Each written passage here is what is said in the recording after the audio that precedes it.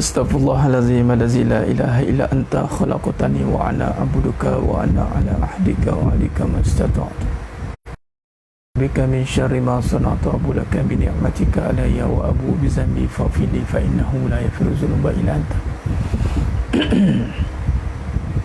lillahi ta'ala. Assalamualaikum warahmatullahi wabarakatuh.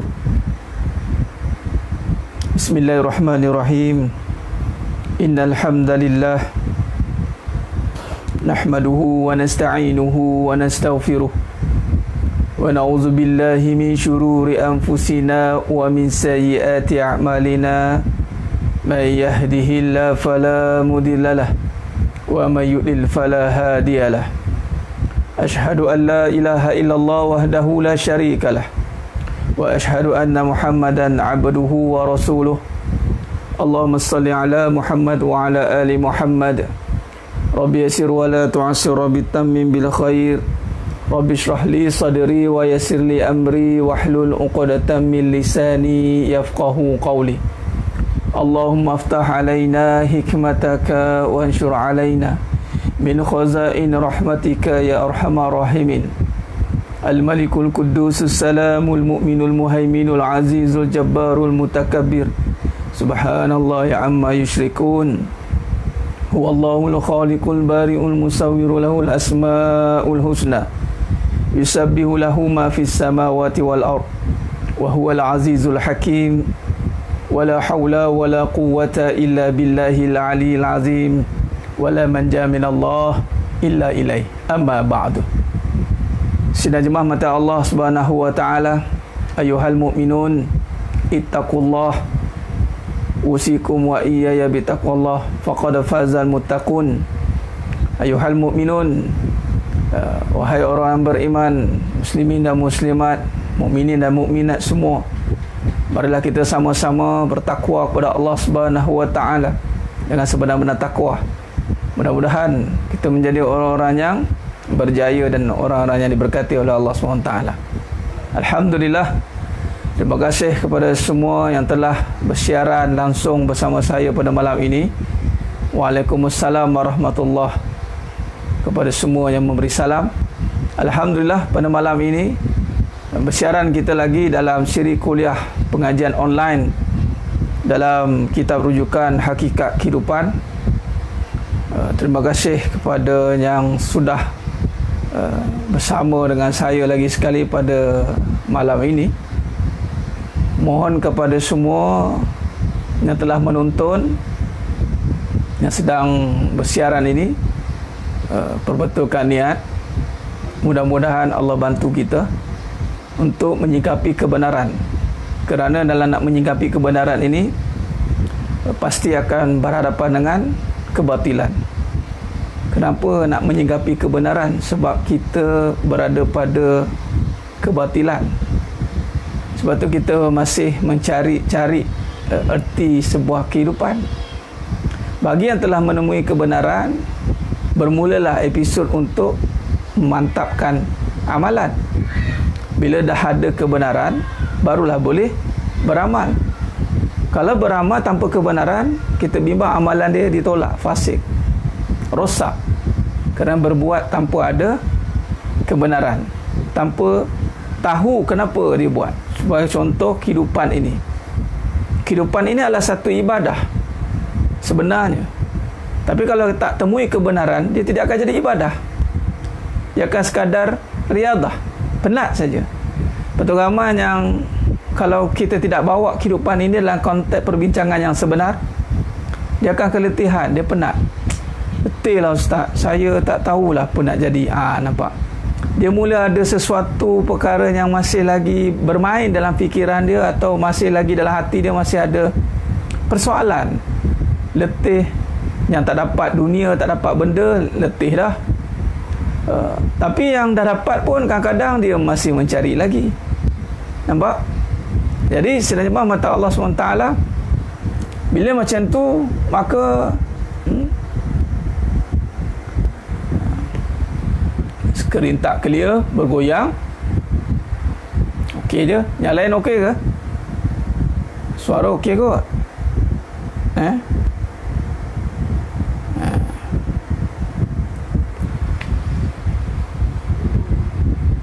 Audio okey, visual okey. Komen dulu.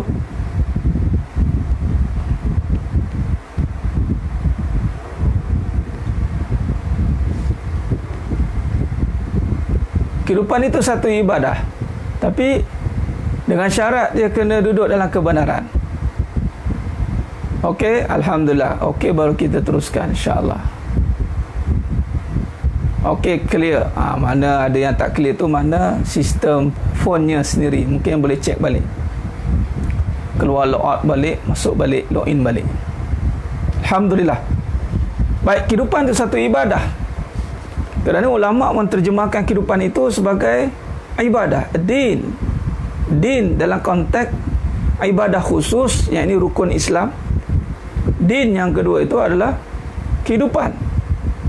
Cuma bagaimana nak jadikan kehidupan itu ibadah? Yang ini sebagai perkara yang mengabdikan diri kepada Allah Subhanahu Wa Taala. Maka dia mestilah letakkan dalam kebenaran. Kebenaran. Dia mestilah letakkan dalam kebenaran. Malam ni saya akan gunakan whiteboard. Tu dia. Malam ni skrin blur. Okey kot. Banyak okey kot. Okey je, alhamdulillah. Okey, alhamdulillah. Malam ni kita akan guna whiteboard. Test. Saya akan cuba tengok. Kita boleh buat dua. Pertama saya akan tukar skrin ke belakang. Belakang ada whiteboard. Tu dia. Okey, malam ni kita akan ada guna whiteboard. Jadi bolehlah saya akan tulis di belakang itu. Kemudian kita akan rujuk balik. Tu dia. Saya dah set up dah. Alhamdulillah. Baik, terima kasih kepada yang sudah bersiaran dengan saya malam ni. Dalam muka surat 9. Muka surat 9, kitab baru. Versi baru. Dalam realiti kehidupan masa kini, Muqaddimah. Semalam kita dah sentuh tentang pengenalan. Kita dah sentuh dua surah. Dua surah yang penting. Dua surah yang penting. Baik, saya nak buat kesimpulan dulu ataupun buat ulang kaji tentang bagaimana perbincangan kita semalam dalam pengenalan, introduction. Bagaimana kita nak memahami dua surah penting, bagaimana kronologi dia panggil usul. Semalam kita belajar tentang usul kehidupan. Khair, jadi sidang jemaah mata Allah SWT, teruskan share bagi sahabat-sahabat kita yang mungkin nak tahu, mungkin ada yang nak mengikuti, bantu mereka. Jangan serik untuk sebarkan, kerana saya dapat banyak feedback yang terima kasih Ustaz, melalui si Fulan ni dia perkenalkan, besar pahala siapa yang share tu bila dia berubah. Sebab ini pengajian ini memang orang mencari erti kehidupan sedang mata Allah SWT. Jangan biarkan jiran, sahabat kita, saudara mara kita hidup dalam kebatilan.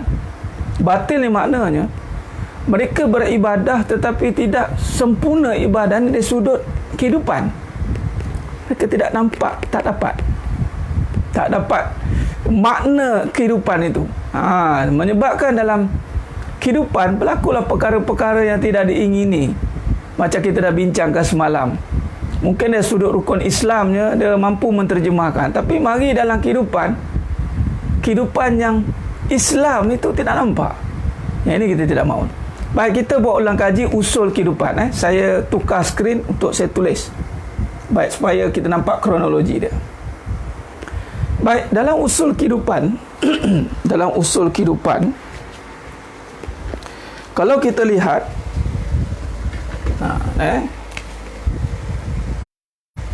dalam kehidupan,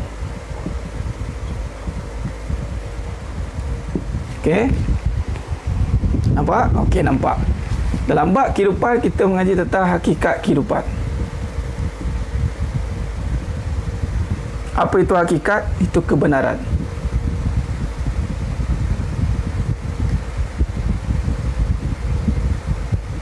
Dia ada lawan, kebenaran versus kebatilan. Nampak? Kebenaran versus kebatilan. Alhamdulillah. Perambi cakap kalau tak nampak 3 kali Jumaat. Okey, alhamdulillah. Baik. Okey. Baik, sekarang ni kita nak melihat kebenaran. Di sini. Bila kata kebenaran, dia mesti ada usul dia. Dia ada usul dia. Apa itu usul? Usul itu adalah asal atau asas. Nah, dia mesti ada asas. Dia mesti ada asas dia. Baik, bila kata dalam kehidupan itu ada kebenaran. Kalau kebatilan ni, batil ni dia tak ada asas. Dia cakap tak ada asas. Dia cakap tak ada asas. Sekadar dia bercakap mengikut apa yang dilihat saja. Dia cakap ikut apa yang dilihat. Aku tengok kan orang tu kan. Dia tu. Aku tengok kan. Dia mainkan saja. Itu batil tu, sangkaan. Ini dia akan pergi pada sangkaan. Surah Al-An'am 116. Kalau kita melihat mengikutkan ramai kebanyakan manusia atas muka bumi ini, maka dia akan ikut sangkaan. Dia akan ikut sangkaan sebab dia tak ada asal bercakap, sekadar dilihat saja. Dilihat, baca pun tak. Nampak? Dalam kebenaran,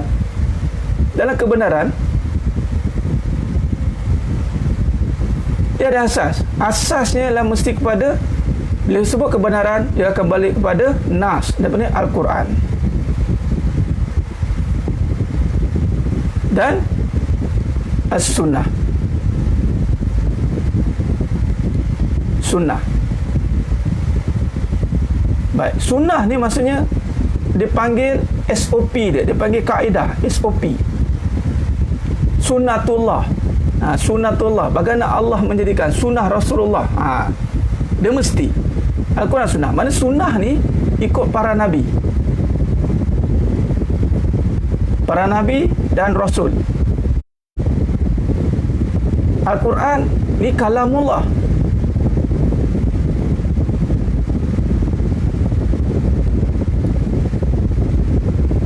Kalamullah. Ini kalamullah. Al-Quran dan As-Sunnah. Sunnah ni bila kata terjemahan mesti ikut para nabi dan rasul. Dia mesti ikut para nabi dan rasul. Tetapi para nabi dan rasul mengikut sunnah, sunnatullah. Mengikut sunnatullah. Nampak? Itu kaedah dia. Nampak? Okey. Maka semalam kita dah nampak usul. Dalam kehidupan dia ada masalah. Kehidupan ni dia ada, kehidupan ni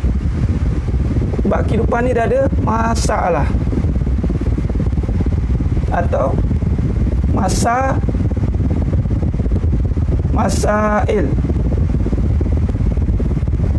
Ni persoalan-persoalan. Bila kata ada persoalan-persoalan dalam kehidupan, yang mana persoalan ni tidak boleh dijawab hanya dengan sangkaan. Persoalan kehidupan melibatkan apa? Melibatkan masa depan.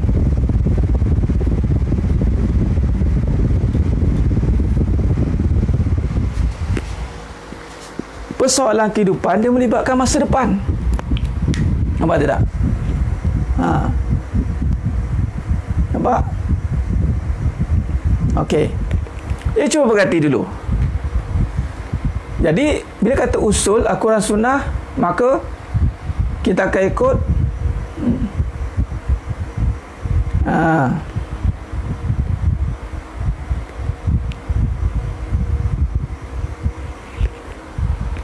bila saya jalan kena dengan kipas. Okey. Tulisan okey ke? Saya rasa okey kot. Priamli cakap kau tak nampak 3 kali Jumaat. Okey.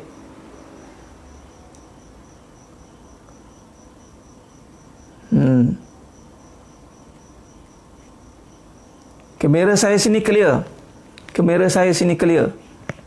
Sebab kalau tak clear, mesti kat sini pun tak clear. Sini okey.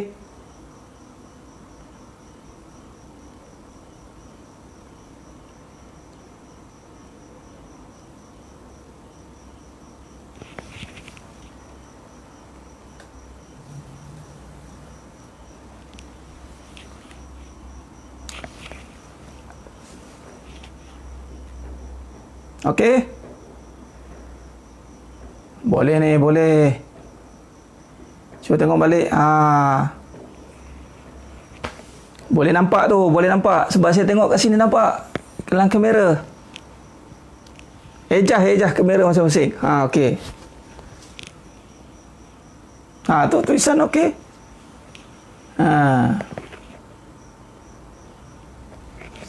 Kena buat nampak. Kalau tak nampak 3 kali Jumaat. Tak apa, sekarang ambil dulu point dia yang saya tulis tu.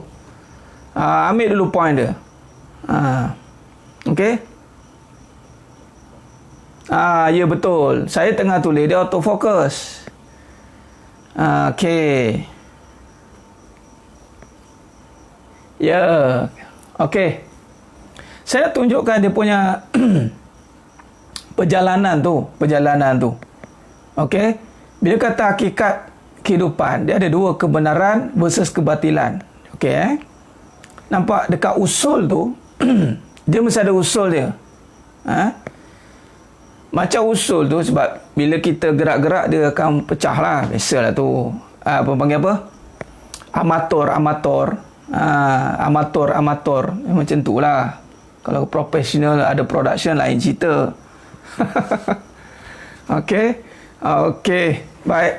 Ingat, tengok dengan hakikat tu. Tengok dengan hakikat. Baik, sidang jemaah mata Allah SWT. Khair. Okey, baik. Jadi, saya nak pointkan di sini. Cuba tengok kat situ. Berapa ramai dalam kehidupan dia tak bercakap ada asas. Dia ikut apa yang dilihat saja. Belah kanan kita tu, nampak? Kita kena bercakap ada asas. Dan asas kita mesti Al-Quran dan As-Sunnah. Dan para ulama, qiyas, ijma' semua cukup. Sebab kita akan berhadapan dengan masalah kehidupan. Yang tak nampak, bawa-bawa nampak. Baik. Bila kata masalah kehidupan, masalah kehidupan ni dia melibatkan masa depan. Nampak tidak? Dia melibatkan masa depan. Soal rezeki, soal kasih sayang. Nampak? Itu perlu saya dalami lagi. Okey, sekarang ni clear Baik, clear. Baik. Bila kata soal masa depan, maka di sini masalah kita nak kaitkan tentang bagaimana kita melihat. Okey? Saya nak padam. Okey?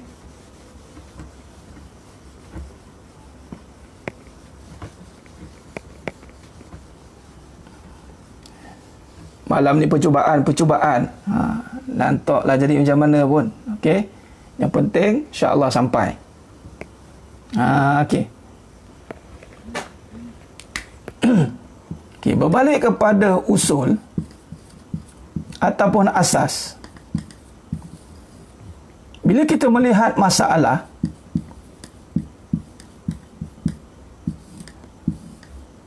ni dia mesti berbalik kepada kaedah melihat.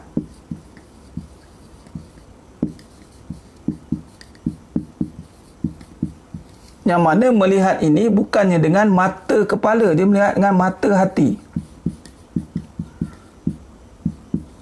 Di sinilah akan turunnya Iqra'. Iqra', bacalah. Pak, masalahnya kita nak bincangkan ni, persoalan ni bukan persoalan kebendaan. Bukan. Biasanya dalam kebatilan dia akan pergi pada kebendaan ya. Ni kebendaan ni. Sebab sepatutnya persoalan tentang kehidupan ini dia melibatkan tentang masalah untuk mengenal Allah. Masalah utama, masalah paling besar dalam hidup ialah mengenal Allah.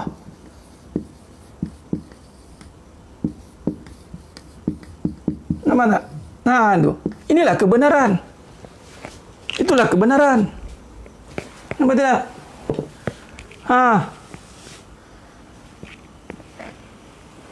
Apa masalah utama kita? Masalah kita adalah nak mengenal Allah.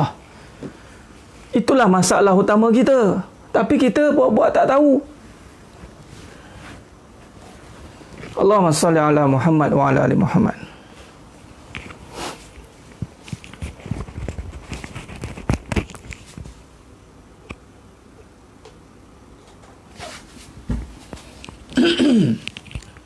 Bantu share lagi.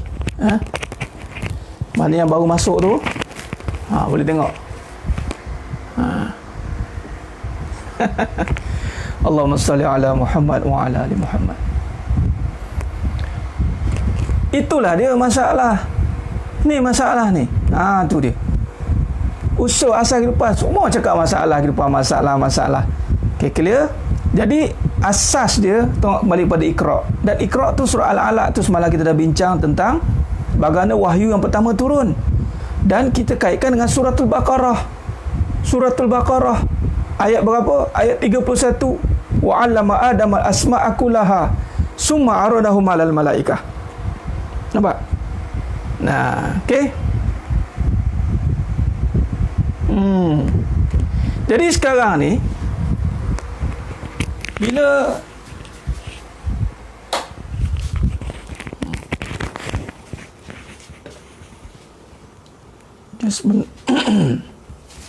ni ada dua kisah. Ni kisah Nabi Muhammad sallallahu alaihi wasallam. Ada satu kisah tentang Nabi Adam AS. Wa 'allama Adam al-asma'a kullaha. Ini suratul Baqarah ayat 31 semalam yang kita bincang. Ada dua kisah. Kisah Nabi Muhammad SAW, kisah Nabi Adam AS. Okay, baik. Ini bermula dengan persoalan kehidupan. Persoalan.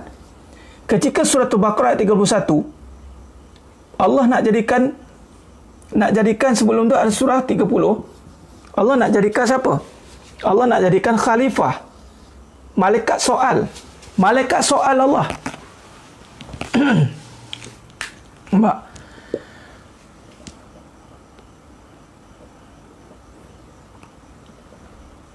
Jadi dua kisah ni asas kepada perbincangan kita. Tu masalah utama kita adalah nak mengenal Allah. Sebab tengok ayat mula Allah memperkenalkan wa 'allama Adam al-asma'a kullaha summa 'aradahum 'alal malaikah. Kemudian itu ayat yang pertama yang diajar kepada Nabi Adam AS pada kedudukan masalah. Sebab malaikat bertanya, nak jadikan manusia kan masalah. Nampak? Kan masalah. Tetapi Allah ajar Nabi Adam AS. Tidak jadi masalah kalau mereka ini mengenal. Boleh melihat masalah itu kembali.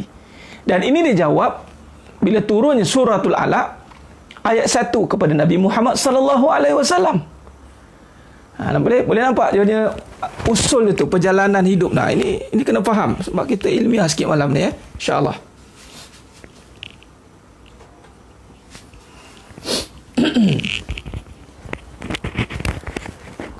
Maka Nabi Muhammad sallallahu alaihi wasallam ketika berhadapan dengan masalah kehidupan. Apa masalah kehidupan? Manusia berada dalam zaman jahiliah. Itu malah masalah kehidupan. Mata hati mereka buta. Mata hati buta. Oh, besok saya kena beli pointing laser. Sambil cakap saya boleh laser dekat tulisan. Nampak? Bila ada masalah, kemudian dia mata hati dia buta. Buta mata hati dia. Bila buta mata hati dia, maka jahillah. Orang yang buta mata hati itu jahil. Itulah dia panggil kafir, yang tertutup mata hati. Maka ketika itu turunnya surah atau wahyu yang pertama itu adalah dengan melihat ataupun membaca. Maksud melihat di situ adalah membaca dengan nama Allah. Iqra bismi rabbikal ladzi khalaq. Nampak? Bacalah dengan nama Allah. Nampak? Ada masalah kan? Tapi dimulai masalah itu dengan melihat Allah. Kita tidak. Ada masalah dia cari benda. Ada masalah cari benda. Sebab kita belajar dengan batil. Kita belajar dengan apa yang kita lihat semata-mata.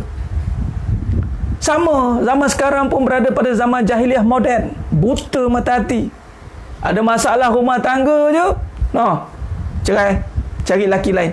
Ada masalah dia, cari bini lain. Itu kerja. Ada masalah dia, tak cukup rezeki, cari duit.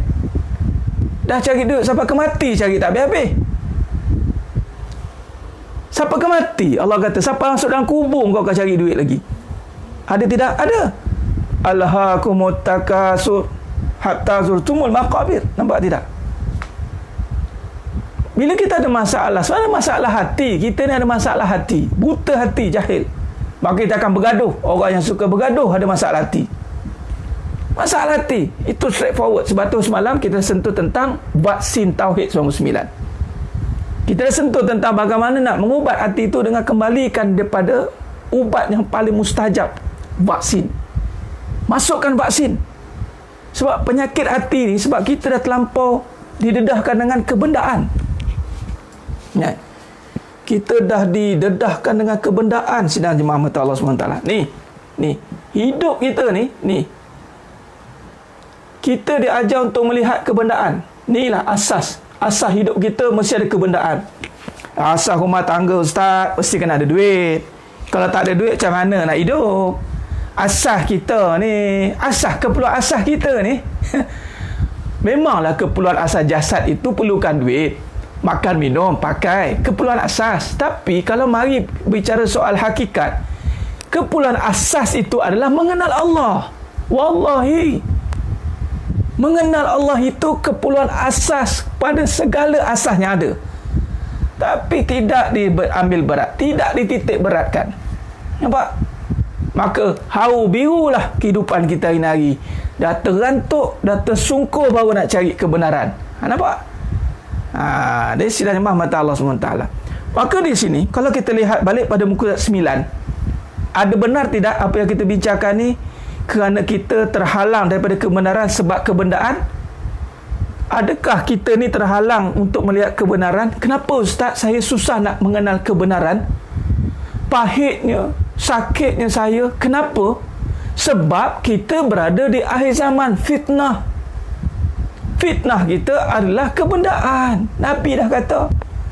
Rujuk muka surat 9 daripada Imam Ahmad Tirmizi At-Tabrani. Nabi SAW meriwayatkan daripada Imam Ahmad Tirmizi At-Tabrani daripada Ka'ab bin Iyad. Ia berkata, saya mendengar Rasulullah SAW bersabda, qala Rasul, inna likulli ummatin fitnah wa fitnah ummati al-mal. Fitnah dunia itu apa, Tuan Hazim Hamzi? Fitnah dunia itu adalah harta. Exactly, tepat Nabi kata harta. Nampak? Okey, saya ubah skrin, tengok saya pula. Bertemu kita kembali. Nampak? Jadi nampak tak perjalanan ni? Sengit-sengit lah kamera ni. Dia. Okey, betulkan balik. Okey. Lain clear. Harta. Inna likulli ummatin fitnah wa fitnah ummati al-mal. Sebab tu pernah saya tulis dalam satu kenyataan tentang ramai wanita terfitnah dengan harta. Apatah lagi lelaki. Lelaki lagilah duk fikir harta. Al-fulusul fulus. Kebenaran tak nampak, kebendaan nampak. Rezeki tak nampak, duit nampak. Bila dia nak kenal rezeki? Bila dia tak ada duit nanti. Baru dia tahu semua rezeki. Ya Allah, rezeki. Bila dia tak ada duit, licin, baru dia kenal rezeki. Sebab tu time kita susah dulu, apa saja kita boleh makan.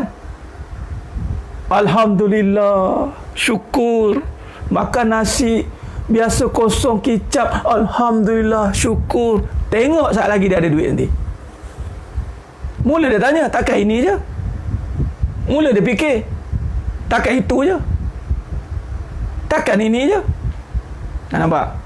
Perempuan, wanita, bila kahwin dengan lelaki, apa yang dia minta? Nafkah, harta. Ada dia minta nak mengenal Allah. Bohong lebih. Lelaki, suami yang tak ada Allah, tak apa. Dia tak kisah mana tu. Yang penting, jangan hak-hak dia sebagai wanita ni mesti dipenuhi. Harta, tempat tinggal, rumah, apa, setia dengan satu. Untuk bagi Allah, dia tak pernah terfikir. Tak pernah terfikir keperluan hidup dia mesti kena Allah. Tak pernah. Nampak? Jadi ini yang menjadi masalah besar untuk mengenal Allah. Itu adalah harta. Tak percaya? Tengoklah sekarang. Harta dengan pahala mana akan dititik beratkan? Harta. Perempuan banyak bergaduh pasal pahala atau pasal harta? Harta.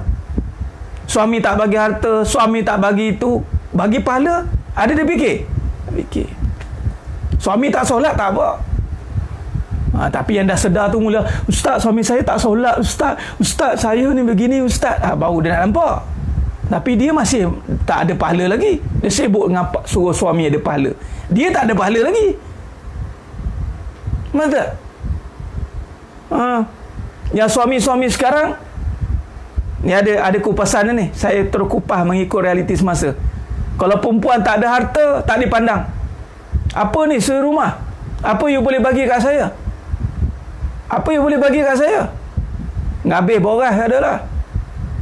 Nah, suruh isi-isi kena ada duit. Jaminan masa depan. Ini yang berlaku. Kita sanggup berhabis masa untuk harta, tapi untuk pahala kita tak berhabis masa. Apa bukti kita habis masa untuk harta, tak berhabis masa untuk pahala? Berapa ramai yang kejar waktu solat, dengan kejar waktu untuk buka kedai, buka bisnes, kejar klien. Kita cerita straightforward sedang Imam Allah SWT. Ini realiti. Inilah realiti ni. Saya bagi tajuk realiti ni. Pertolongan harta semua nampak. Bagi harta semua nampak. Oh, bagus dia bagi harta. Bagi pahala? Bagi pahala. Ada juga orang main mecun malam ni. Subhanallah. Aku ingatkan dah habis. Tu bakar harta tu. Bakar harta. Nampak? Orang kana. Macam mana nak kejar, tak nak jadi orang kejar dunia? Kejar masa untuk solat.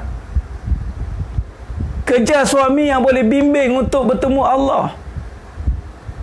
Ini yang berlaku. Ini yang berlaku.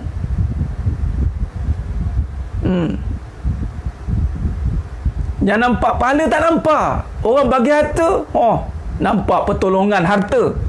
Pertolongan harta ni nampak besar kesan dia. Orang miskin, tak ada harta, bagi harta, seronok. Bagi ilmu, cebik. Tak ada ilmu pun tak apa. Yang penting ada makan, ada duit. Isteri, tak ada ilmu, tak apa. Orang kata, biar bodoh, tak asal ada harta. Nanti orang pandang. Inilah fitnah akhir zaman. Sebab tu orang perempuan beria-ria nak ada harta, supaya tak dipandang bodoh, dia kata. Dia tak tahu bila ada harta boleh jadi lebih bodoh daripada yang ada. Minta maaf cakap. Saya cerita ni, ini fitnah. Benda ni yang paling susah untuk kita pecahkan. Ni tembok yang besar. Itulah dunia. Bukan nak kena ada ilmu. Pergi mengaji universiti pun bukan sebab ilmu. Nak duit, nak gaji, supaya tak dipandang bodoh. Ada kereta, ada kedudukan, nanti orang tengok bodoh. Sama juga. Zaman sekarang, kalau ada duit, perangai pun bodoh, orang kata bodoh juga. Tak ada je. Tak ada orang nak puji dah zaman sekarang ni. Lagi-lagi zaman ada jabatan netizen lah, zaman bawang rangers lah, macam-macam. Tak kisahlah dia ada duit ke. Selagi kalau dia buat perangai, terselah kebodohan dia. Orang kata, otak letak ke lutut, biar lama duit banyak. Minta maaf, malam ni saya cakap tu terang. Tak? Isteri, jadi isteri rumah, isteri solehah, dapat pahala. Ada dia ambil kisah? Tak kisah. Mengungut. Saya duduk rumah je bang, tak dapat apa-apa. Saya tak buat apa-apa. Saya tak ada masa depan. Mak-mak yang ni, mak-mak mertua contohlah, yang ada anak perempuan, penin anak jadi suri rumah. Penin. Jangan dia seronok apa? Anak ada harta, ada duit sendiri, ada kereta sendiri. Saya mata Allah SWT. Alang-alang kata-kata bagi habis. Kata kat siapa ni? Ni dekat negara Zimbabwe sana, bukan negara sini. Selagi mata Allah SWT. Malah fitnah yang lebih besar juga adalah kita salah guna sifat. Orang nak jadi kaya, orang kaitkan kaya tu harta. Kaya harta, kaya harta. Tak habis-habis. Kaya harta, kaya harta, kaya harta. Nabi kata, muka surat 10. Cuba tengok Nabi kata apa. Daripada Abu Hurairah radhiyallahu an, qala Rasul, laisal ghina an kasratil araq, walakinnal ghina an nafs. Tidaklah kaya dengan banyaknya harta, akan tapi kaya dengan jiwa. Dengan jiwa. Berapa ramai bila sebut kaya nampak Allah. Disebut kaya je, oh bisnes. Berapa ramai bila sebut kaya nampak bisnes. Berapa ramai bila sebut kaya, wanita solehah tu lah yang kaya dekat rumah tu. Berapa ramai nampak wanita solehah tu kaya. Nampak? Ini yang berlaku. Yang nampak perempuan, tu ada bisnes. Ni ada bisnes sendiri. Orang kaya. Perkataan kaya tu, Sidang Jemaah Mata Rasulullah, itu fitnah juga bila letak ke harta. Sebab kaya bukan harta. Harta itu fitnah.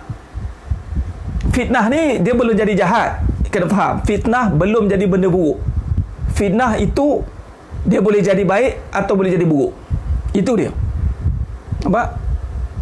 Sekarang ni kita nak letakkan bahawa di mana kedudukan utama. Di mana kedudukan utama kita ni? Kaya tu Allah, jiwa, amalan. Kena kaya amalan dulu sebelum kaya harta. Tapi biasanya orang kerja harta dulu. Jadi orang kaya. Kaya apa? Kaya harta. Tak, itu realiti. Sebab tajuk malam ni, realiti kehidupan masa kini. Nampak? Sama lah kalau kita nak sebut tentang, ni saya sentuh lah. Sebab dia benar Ustazah Janita. Masjid tutup. Ada satu, kita boleh lihat sebagai falsafah lah. Sebab nak menjaga nama Islam tu sendiri. Sebab tak nak jadi fitnah. Kalau lah masjid ni kalau dibuka, mana tahulah kena penyakit, nanti jadi fitnah. Orang Islam pun bau penyakit, contoh. Itu satu sudut pandangan, kita boleh terima. Tapi saya nak tanyalah sidang jemaah semua, fungsi masjid ni tempat solat je ke? Saya nak tanya, fungsi masjid ni tempat untuk apa? Solat je? Sekadar itu je ke? Kalau tanya saya, fungsi masjid tu punca rezeki. Macam mana kerja, macam tu masjid. Kerja nak dapat duit, masjid nak dapat rezeki. Rezeki dapat dari masjid. Tak percaya, tutup masjid total 24 jam, semua tutup. Tengok apa Allah turun. Allah turunkan bala 100% Allah turunkan. Di satu-satu karya yang masjid tak aktif, siap Allah turunkan. Itu rumah Allah. Tapi tak apalah, kita respect lah dengan. Sebab tu jangan sampai hati kita menganggap masjid tu tak ada apa-apa. Sekarang kita ikut saja kehendak pemerintah. It's okay, tak apa. Kuli amri minkum, tak apa. Tapi jangan sampai hilang kita punya fahaman tentang peranan masjid tu apa ya. Dah solat 5 waktu je. Solat kat mana-mana boleh, kat rumah boleh. Memang solat bukan kata kat rumah, satu dunia ni tempat boleh solat. Tapi kenapa ada masjid? Why? Masjid itu adalah syiar, headquarters untuk pemerintah sebenarnya. Lepas tu Nabi kubu kat masjid.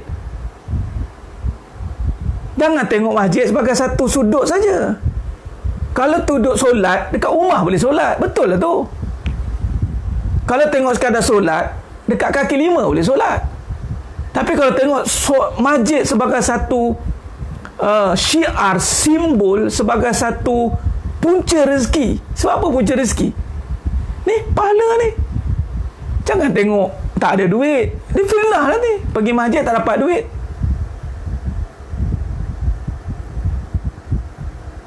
Nampak? Masjid punca rezeki.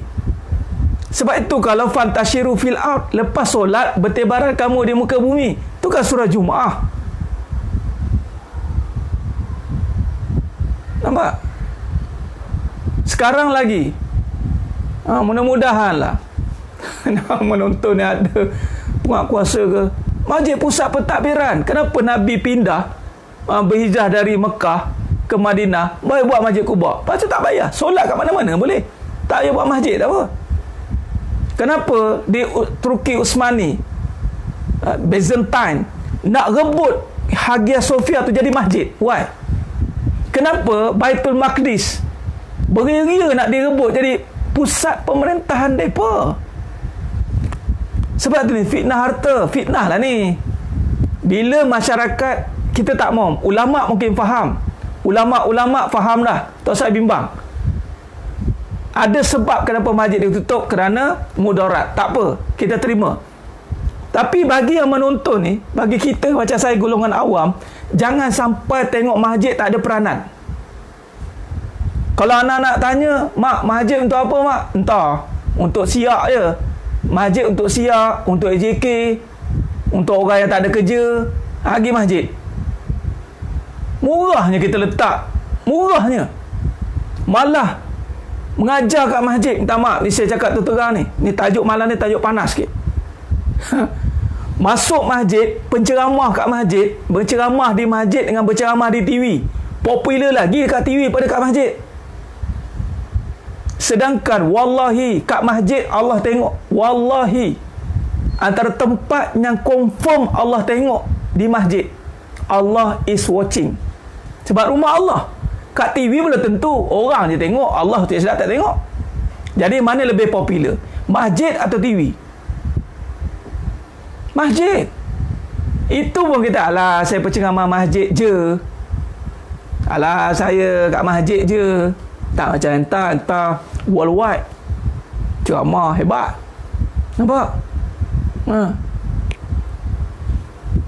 Tak membenarkan jemaah tabligh itu kena tanyalah. Mungkin ada perkara-perkara teknikal yang tak benar kan.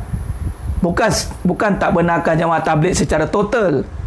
Itu kena bincangkan sebenarnya. Bukan tak, AJK okey sebenarnya, buat bincang.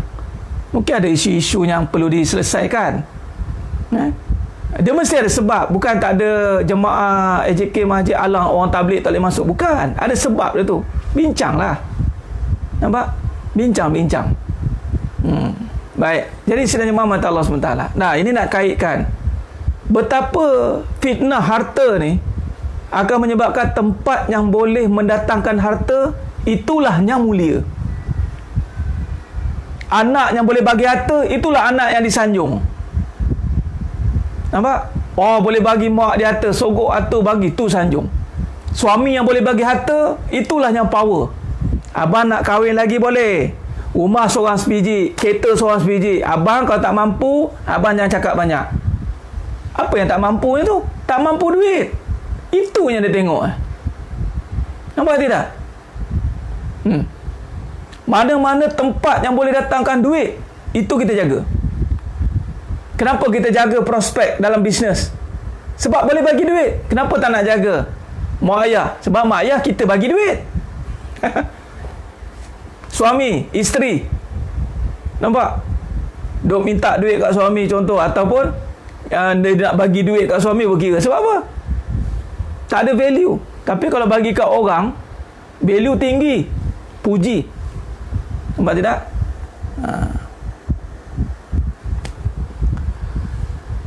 Ya Tuan Naim Mazuki, tak apalah, dia benda yang tak wajib, kita tidak perlu jadikan perbahasan panjang macam salam. Orang tak nak jabat, it's okay. Dia bukannya benda yang boleh timbulkan sampai rosak institusi ke apa ke. Kita terimalah dengan sebab salam, bukan sebab tak nak, tapi sebab ada musyakkah, ada halangan. Kita raikan. Cuma sekarang ni, malam ni kita nak tekankan realiti akhir zaman. Masalah manusia itu sepatutnya adalah masalah nak memenuhi kehendak hati. Hati yang kembali kepada Allah. Itu masalah kita. Sebab tu diutuskan Nabi dan Rasul. Diutuskan Nabi dan Rasul ni nak ajar suruh cari duit ke? Nabi dan Rasul diutuskan ni, adakah nak ajar suruh manusia cari duit? Tak, cari Allah, cari pahala. Bila cari Allah, adakah dia sebagai satu departmen yang kecil? Sebagai departmen yang hanya dipakai waktu tertentu saja? Sehingga Allah sendiri meletakkan Rasulullah menjadi khalifah. Bukan isu kecil, isu besar. Jadi jangan buat main isu tentang hati. Tetapi apabila manusia tidak dibawakan kembali kepada hati, jadi tak puas hati. Yang berlaku, diletakkan dalam hatinya itu kebendaan. Kebendaan. Dalam hati kita ni semua penuh dengan kebendaan. Ini yang berlaku. Sebab itu, kalau kita lihat agenda ni sekarang, macam saya tulis di sini, tanpa kita sedari, seluruh aspek kehidupan ini mengutamakan harta, duit. Tanpa kita sedar, semua akan terkena fitnah ni. Jangan main tuan-tuan. Ini fitnah ni. Sebab tu doa minta ke Allah Ta'ala, belajar hakikat kehidupan supaya tak terfitnah dengan fitnah yang besar ni dulu. Setakat hari ni saya tak jumpa lagi orang buang harta. Tak ada. Orang buang duit tak ada. Orang buang suami ada. Orang isteri ceraikan suami ada. Sebab suami duk melengkar kat rumah, tak ada apa-apa, no benefit, no value, ceraikan suami. Dahsyat tu. Isteri ceraikan suami. Suami buang isteri ada. Anak buang mak ada. Mak buang anak ada. Buang saudara ada. Buang duit, gila orang kata. Gila ustaz nak buang duit. Gila nak buang duit. Setakat ni tak ada orang nak buang duit. Nampak? Nampak?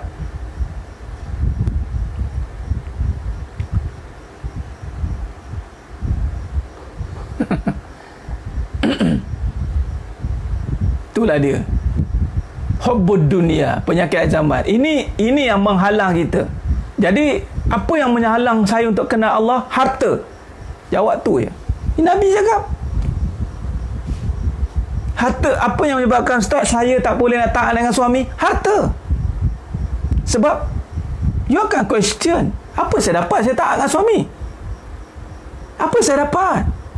Cuba kalau suami bagi 1 juta sebulan, it's okay, I okay, okay pula. Bagi kad kredit unlimited, bagi apa yang dia nak.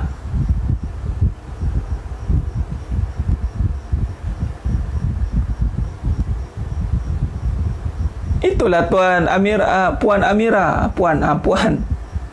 Bila dah tak taat, nak cerai. Mampu ke? Mampu ke dia nak hadapi fitnah itu?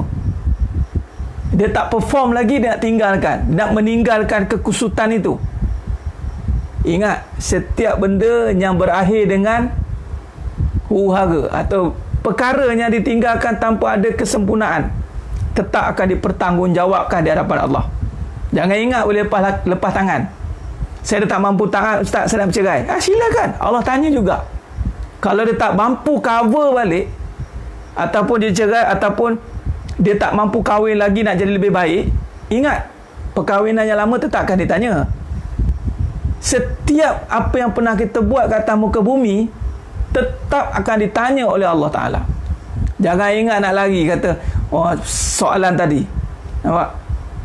Soalan tadi, dah tak larat lah Ustaz nak ni. Sebab apa tak larat? Tak dibayar duit. Sebab apa tak larat taat? Sebab tak ada duit. Kenapa orang boleh larat penat-penat buat kerja? Sebab ada gaji, ada duit. Sebab tu dakwah ni kadang tak ada duit. Habis duit. Nampak? Sebenarnya mahmat Allah SWT. Jadi kita kena perbetulkan ini sebenarnya mahmat Allah SWT. Harta itu keperluan dunia, tapi bukan keperluan utama untuk berjumpa dengannya, yakni Allah. Ingat, harta keperluan dunia. Lagi-lagi akhir zaman, sebut sebab harta. Tapi ingat, bila nak berjumpa dengan Yang Maha Esa, Allah tak pandang harta. Nak jawab macam mana? Inna Allah la yanzuru ila suwarikum wa amwalikum, walakin yanzuru ila qulubikum wa a'malikum. Atau kama qala. Tak semua macam tu Ustaz, ataupun dia bukan segala-galanya. Kalau Nabi dah kata, macam mana? Kita bercakap atas sebab Nabi kata, likulli ummatin fitnah wa fitnah ummati almas. Semua umatku kena fitnah. Memanglah orang tak ambil harta. Tahu tak apa efek daripada harta? Popular. Dia nakkan perhatian. Memang dia tak nak duit lah. Ambil lah duit ni, tapi dia nakkan perhatian. Harta membawa orang tengok dia. Kalau dia tak nak harta pun, tapi orang nak tengok dia. Sama juga. Kenapa orang nak ada harta? Supaya nak dilihat. Ustaz cakap ya ke nak dilihat? Allah kata harta ni nak memegah-megah dia. Surah Al-Hadid ayat 20. Nak memegah-megah dia, nak nunjuk, bagi tahu yang aku ada harta. Okey, katalah tak nak harta, tapi nak popular, sama je. Tak nak harta tapi nak diraikan, nak disanjung-sanjung, nak dipuja-puji. Sama. Tak lari daripadanya. Sinar mata Allah SWT. Jadi bila kata Nabi kata likulli ummatin fitnah, makna potensi nak kena tu tinggi. Sebab tu cepat-cepat kena ada protection. Nampak? Protection. Gunakan harta untuk mencari redha Allah. Silat-silat dipergunakan. Nampak? Puan Siti Syarifah, semua orang memang cakap kita nak gunakan harta untuk mencari redha Allah. Masalahnya tak redha pula dengan apa yang Allah bagi dengan harta tu. Allah sikit dah pula. Alah, saya berkata hati. Kita mula-mula sebab nak gunakan harta untuk redha Allah. Lalu sekali bila Allah bagi tak berapa, tak redha pula. Tak payah cerita lah. Pendek cerita titik lah nota. Harta tu fitnah. Tak payah nak kona-kona. Kita straight forward cerita malam ni. Yang menghalang kita nak kenal Allah, harta. Khalas. Tak usah nak syarah lagi panjang. Tak payah nak betulkan, tak payah nak tegak benang-benang yang basah. Tak payah tegakkan benang yang basah. Itu saja. Alhamdulillah. Habis welder pekan. Mudah-mudahan yang mencari kebenaran, yang baru bersiaran, yang baru mengikuti ini, mungkin yang dah lama mengikuti, fahamlah kaedah penyampaian dia. Apa yang kita sampaikan pada malam ni adalah kita berbicara soal hakikatun. Kita berbicara tentang kebenaran. Kebenaran, Nabi kata pahit. Kulil haq walau kana marran. Kalau tak pahit, itu bukan benar. Kalau bicaranya manis-manis, itu bukan kebenaran. Kebenaran ni pahit. Tapi pahit yang menyihatkan. Kalau cerita berharta tiba seronok je, tiba-tiba saya cerita malam ni berharta, tiba-tiba semangat nak pegang harta, itu fitnah. Patutnya sahabat dulu pegang harta takut. Khalifah Umar Abdul Aziz dapat jawatan pemerintah, menangis. Umar Al-Khattab radhiyallahu an, Abdurrahman bin Auf radhiyallahu an. Harta ni bukan benda yang, bukan dream come true lah. Bukan satu benda yang nak di wishlistkan. Sedang mata Allah SWT. Berapa banyak kali ni kita dengar harta, kali ni perbincangan terbalik. Bila sebut harta je pahit. Pahit betul Ustaz harta ni. Ya, sebab harta ni fitnah. Jangan cuba-cuba nak bagi kredit dekat harta tu dulu. Sebab ramai akan mati dengan harta tu. Ini kita akan syarahkan nanti kalam ulama. Sebagai contoh Al-Imam Hasan Al-Basri rahimahullah ta'ala. Kita selampau bagi semangat kat dunia, konon-konon nak semangat hidup. Akhirnya hujung-hujung kita sengsara. Sebagai contoh, sedang mata Allah SWT. Sebagai contoh, waktu muda kita habiskan masa cari harta. Ingat, siapa waktu muda habis masa cari harta, ditakdir Allah panjang usianya, waktu tua dia sengsara. Dia banyak sakit hati. Hati-hati. Sebab masa dia terbuang cari harta, bukan cari pahala. Waktu muda tak digunakan untuk cari pahala. Waktu tua baru nak pakai, dia akan dapat tekanan nanti. Waktu sihat tidak digunakan untuk cari pahala. Waktu sakit datang, merana dia nanti. Ini Nabi dah ingatkan 5 sebelum 5. 5 sebelum 5. 5 sebelum 5 tu Nabi kata apa? Sihat sebelum sakit. Muda sebelum tua. Hidup sebelum mati. Lapang sebelum sempit.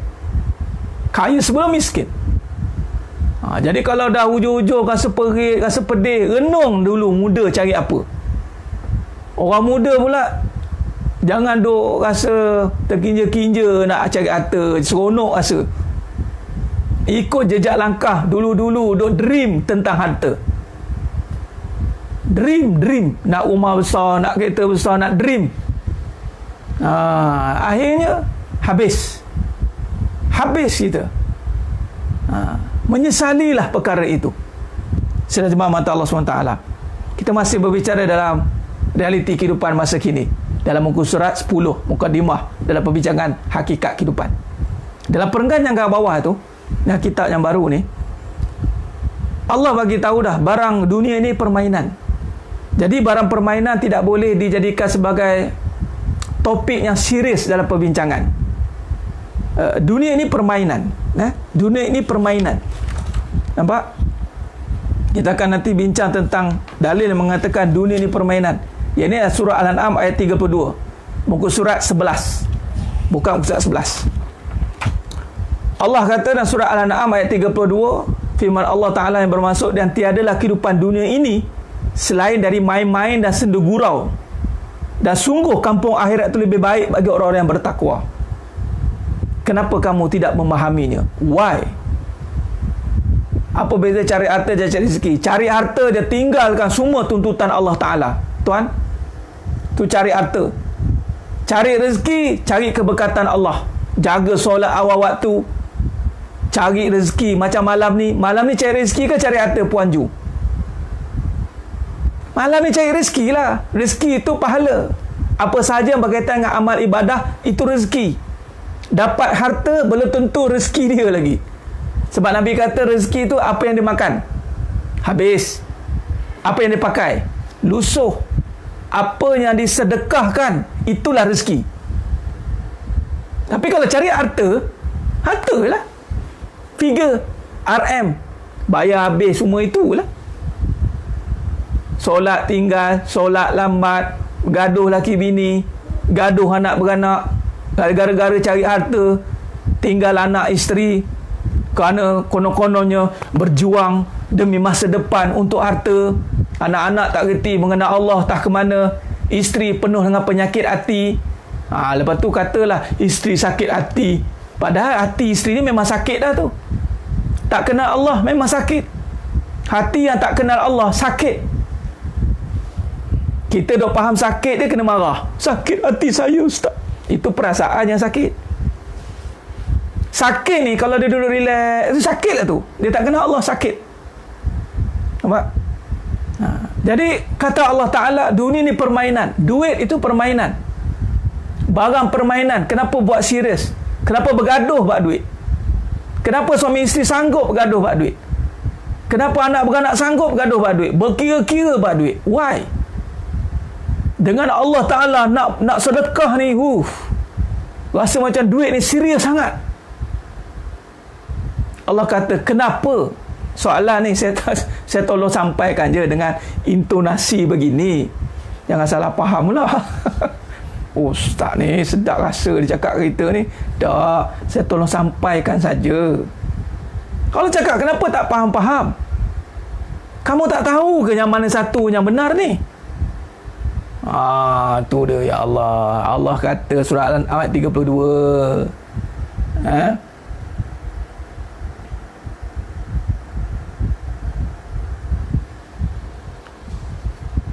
Alhamdulillah. Jadi tak apa telah. Saya pun ditanya begitu oleh guru saya.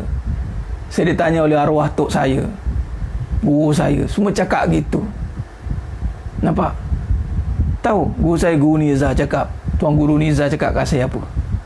Kau ni Farid, bak dunia ni, time kau diperlukan saja. Time kau tak diperlukan, dia orang akan buat kau macam najis. Macam tu sekali dia cakap kat saya. Boleh ke topik bab akidah? Macam mana nak cerita bab akidah, Tuan Ilyas Junaidi, kalau bab duit pun tak selesai? Duit besar ke Allah besar? Sekarang mari kita cerita bab akidah. Allahu Akbar. Duit besar ke Allah besar? Ni cerita bab akidah ni. Kalau Allah besar, tak ada duit, tak ada isu. Kalau Allah besar, berapa figure? 1 juta? 100 juta? 1 bilion kecil ke besar? Mari kita cerita berakidah sebab ada request. Ada yang request cerita berakidah. Mari. Ni cerita berakidah lah ni, tauhid dan tasawuf dalam kehidupan. Bila cerita berakhirat, cerita akidah lah tu. Nampak tidak? Kalau masih melihat 1 juta tu besar, 100 juta tu besar, melihat 1 bilion tu besar, maka Allah kecil. Dia takkan nampak besarnya suruhan Allah. Tapi ketika melihat Allah tu maha besar, maka 1 juta kecil, 1 bilion kecil. Contoh, nak tinggalkan solat kerana kejar 1 juta ataupun nak lambatkan solat. Ni cerita berakidah ni. Memang solat awal waktu tak wajib, tapi kalau dalam hati mengatakan bahawa 1 juta lebih besar daripada solat, rosak akidah. Habis. Alah, tak apa. Kisah Bani Israel, hari Sabtu Allah uji dia. Nampak sangat? Allahu Akbar, Allah Maha Besar, Allah panggil. Ni berakidah ni. Nampak? Allah berkuasa, makhluk tak ada kuasa. Benar Tuan Muhammad Fauzi. Allahu Akbar. Nampak tidak? Adakah kita terkejar-kejar untuk pergi menyahut panggilan Allah? Jadi bila kata Allah Maha Besar, lepas takbir lupa kita biar lutar kunci. Itu berlaku dah tu.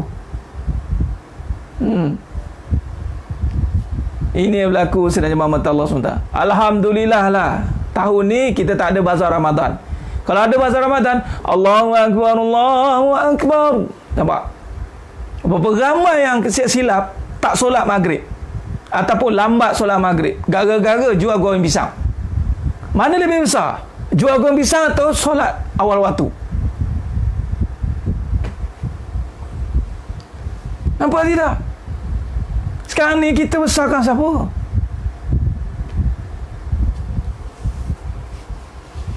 Nampak? Sebab itu Allah kata, kenapa tak nak faham? Dunia dah sia-sia tidak terlepas sebagai permainan dan tipu daya. Terutama yang saya cerita bab solat ni, bagi yang berniaga. Berniaga tak ada alasan untuk lambat solat sebenarnya. Sebab mereka masa mereka free. Masa mereka free, tapi terikat dengan klien pula. Bayangkan, awak dah bisnes, masa dah bebas, tiba-tiba tak boleh nak awal waktu. Apa alasan nak jawab dengan Allah? Ni buat akidah ni.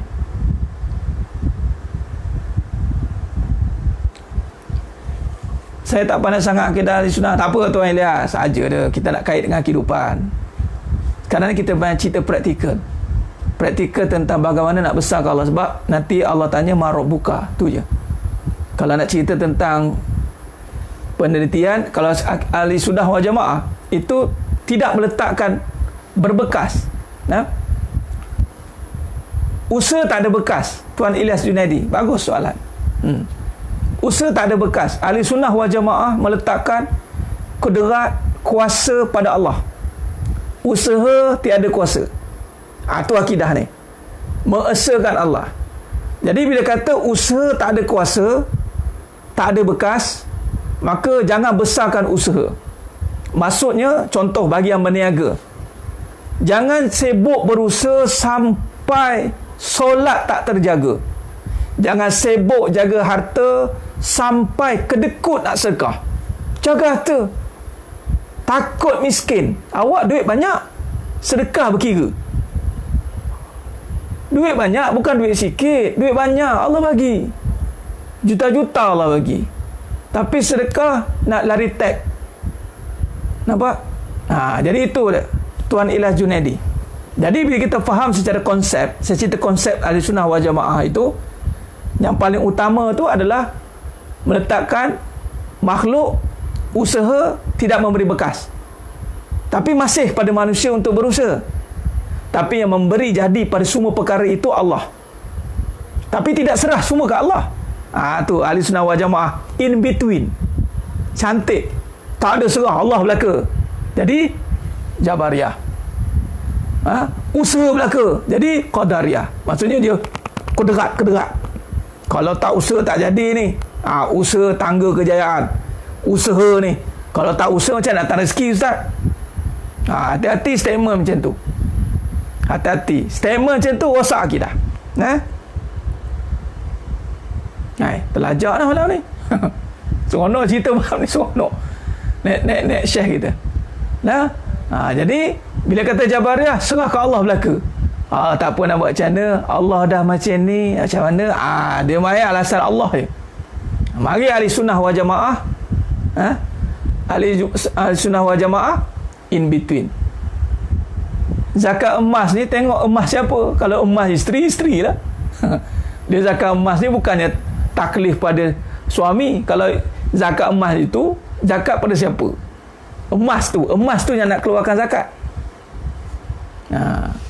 Jadi kalau dah kata kita belikan, kemudian emas tu, jadi isteri dia tak ada duit, dah kita belikan, kita lah bayar. Tapi kalau isteri tu ada duit, isteri tu pakai, tu zakat emas, isteri bayar lah, dia pakai. Nampak? Jadi sebenarnya mata Allah SWT. Baik. Jadi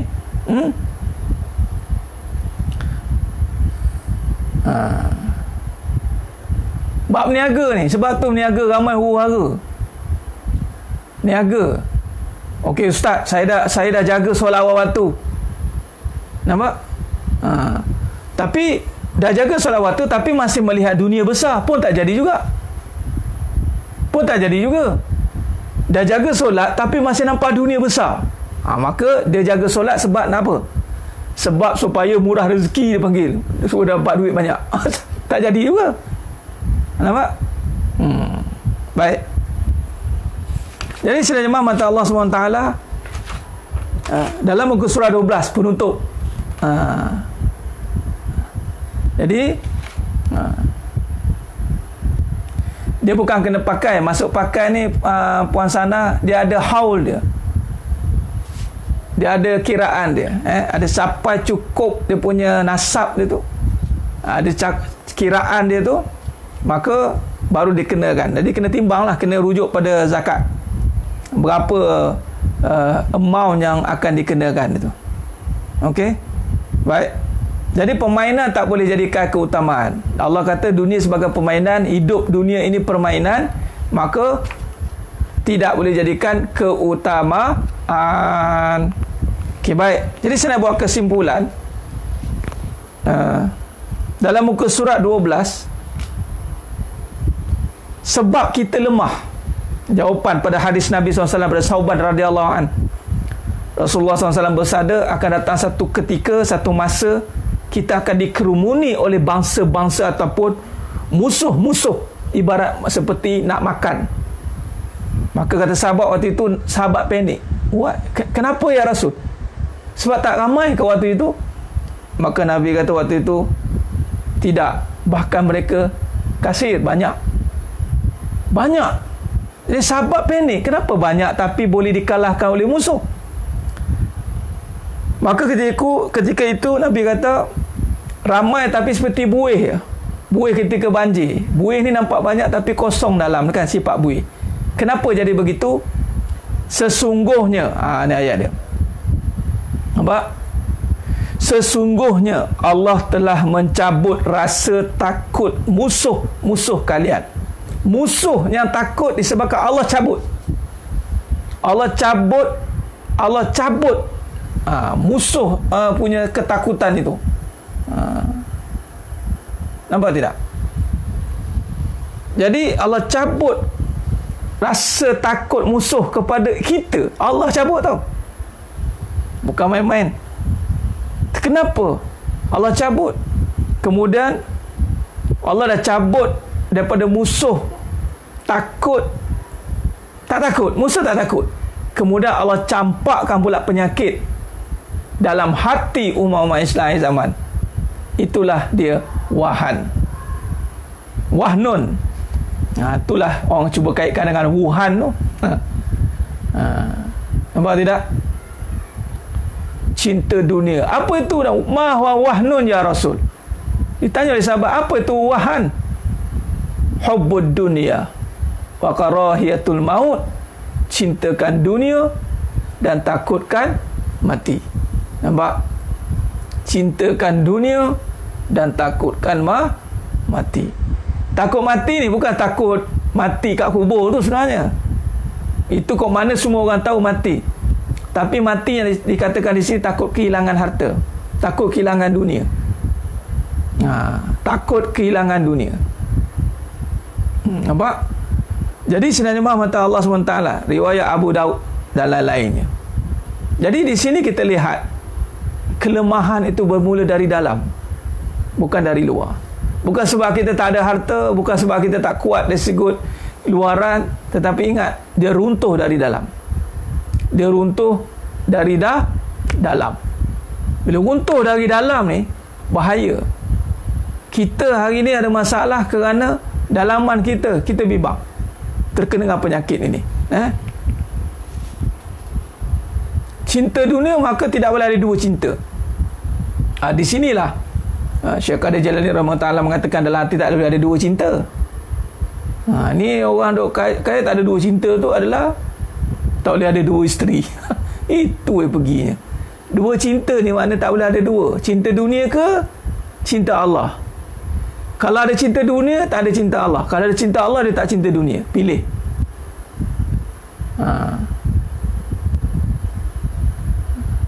Nampak tidak? Al-wahnun. Jadi cinta dunia ni yang menyebabkan kita terkejar-kejarkan dia. Apa dia cinta? Cinta kita akan utamakan lah. Kejar harta sampai sanggup tinggalkan pahala. Nak kumpul hartanya pasal sampai tak ada insentif untuk sedekah. Sedekah konsisten, wakaf, tak ada. Kita tak buat pun benda tu. Menganggap benda tu tak penting. Yang kita tahu simpanan je penting, wakaf tak penting. Yang kita tahu sedekah ni ikut bila ada. Sepatutnya adakan sedekah. Jadi harta lah, sedekah harta. Masa kita guna untuk harta, tanah guna untuk pahala. Nampak? Jadi sebenarnya mata Allah SWT. Begitulah kesimpulan kita pada malam ni. Kita akan sambung lagi siri ini besok. Kepada semua yang menonton, jangan miss kelas ni. Nanti Kang tak sampai makna sekarang, tak faham. Kang jangan salah faham. Sebab dengan separuh-separuh nanti takut tak faham. Jadi ada masa ni, luangkanlah masa malam. Walaupun besok mungkin ada kerja, ada tak kerja, luangkanlah waktu malam ni. Duduk nyandar kan, tengok. Tak ke mana-mana pun. Lainnya kalau nak kena balik rumah ke, ambil masa lama 1 jam lagi nak balik. Jadi insyaAllah, jadi kita akan sambung lagi perbincangan kita pada malam besok. Masih dalam perbincangan realiti kehidupan masa kini. Jadi terima kasih banyak. InsyaAllah mudah-mudahan Allah berkati kita semua. Besok saya akan ulang balik dan kita akan buat gambar rajah macam biasa. Setiap kali topik kita akan masuk dan kita akan buat murojaah dengan gambar rajah. Boleh insyaAllah. Terima kasih banyak. Minta maaf terkasar kata, terkurang bicara. Terima kasih yang menonton semua pada malam ni. Bantu sebarkan biar banyak-banyak sebar, biar ramai yang tahu. Dalam yang sedang menonton 300 lebih ni, alhamdulillah. Ya, start 9.30 on call lah, standby lah. Biasalah producer, dia lah tukang dia lah, semua dia. Jadi kadang-kadang tu ada gap sikit 9.35. Biasalah tu lari-lari sikit. Cuma 9.30 tu on call lah. Nak senang cerita, aktifkan notification tu. Notification aktifkan. Dan yang belum like tu like. Dan juga kepada saya nak bagi tahu sini, yang belum lagi subscribe untuk YouTube. Saya ada YouTube saya, nama Ustaz Farid Abu Aulia lah. Untuk mana-mana bahan-bahan kita punya kuliah ni akan di-upload di situ. Jadi yang mana belum subscribe lah, insyaAllah. Baik, terima kasih banyak. Kita berhenti kat muka 12 ni. Kita akan ulang kaji, kita akan sambung besok insyaAllah pada pukul 9.30 malam. InsyaAllah bertemu lagi kita pada siaran kita, kuliah pengajian online Hakikat Kehidupan, kajian Tauhid dan Tasawuf dalam merungkai permasalahan-permasalahan kehidupan. Terima kasih. Mudah-mudahan Allah rahmati kita semua insyaAllah. Semua yang menonton pada malam ni, Allah pilih kita semua untuk dimasukkan dalam syurganya tanpa hisab. Amin ya rabbal alamin. Aku lu qali hadza wa astaghfirullah azim li wa lakum. Wa bila taufiq wal hidayah. Wassalamualaikum warahmatullahi wabarakatuh. Ditangguh dengan tasbih kafarah dan suratul Asr. Subhanakallahumma wa bihamdik, asyhadu an la ilaha illa anta astaghfiruka wa atubu. Bismillahirrahmanirrahim. Wal 'asr. Innal insana lafi khusr illa alladhina amanu wa 'amilus solihat wa tawassaw bil haqq wa tawassaw bis sabr. Wallahu a'lam bisawab. Takbir. Allahu akbar.